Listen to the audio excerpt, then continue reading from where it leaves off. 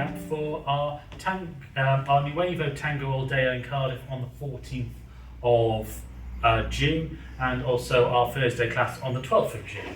So in the Tango all day, or Nuevo Tango all day, we started off with a workshop on Soltadas. So we started off with a back ocho, so stepping to the left, twisting the chest to the left, pivoting the follower backwards, stepping to the side, pivoting the follower back into her back ochos, and then when I'm taking my side step to the right, I'm going to sink in slightly. I'm going to take my chest around my follower by twisting it to the right and take my hand over, causing her to pivot in place. So she's pivoting the balls of both feet, which then allows her to come through into a forward ocho. So that was the first soltada, and it's heavily related to spirals.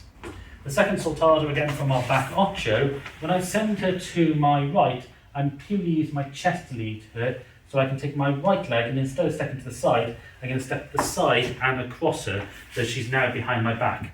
This now gives control of the dance to the follower, because she is going to try and get back in front of the leader's chest, but she can do it with any decorations or styling that she wants. And I can re-pick her up and we're ready to walk out.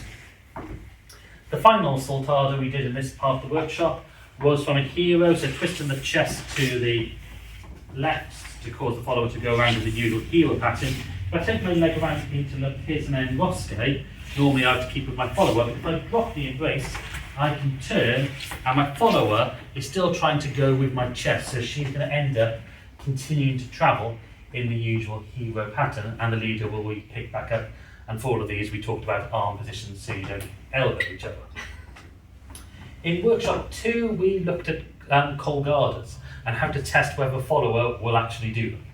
So we started off with going through into an Americana walk, but coming out on the left foot. So we did this by either doing a little back cross type thing, or just coming out left to left.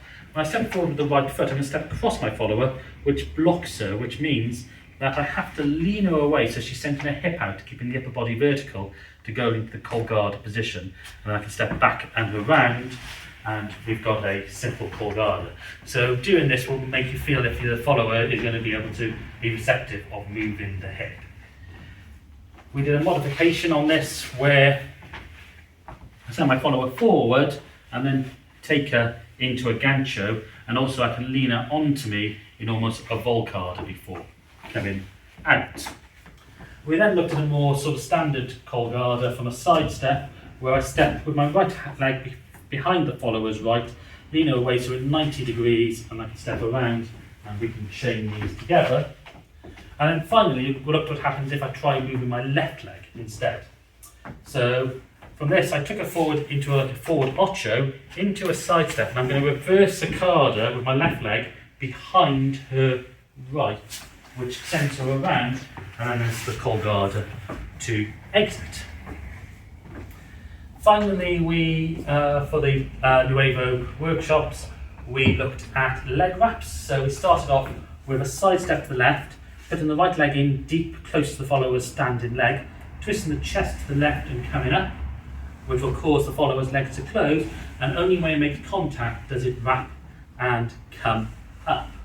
We also did this from a forward ocho, where if I sink my weight down on my left, it pins my follower's legs apart, and she can come around in a planeo and get the leg wrap on this side. And again, she's only coming up when her thigh makes contact.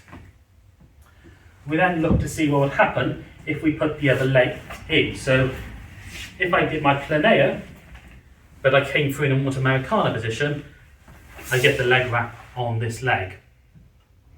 If I twist my chest to the left, she will come out, and there's that other leg wrap on my right leg. And again, it's all about free leg movement and softness in the knees.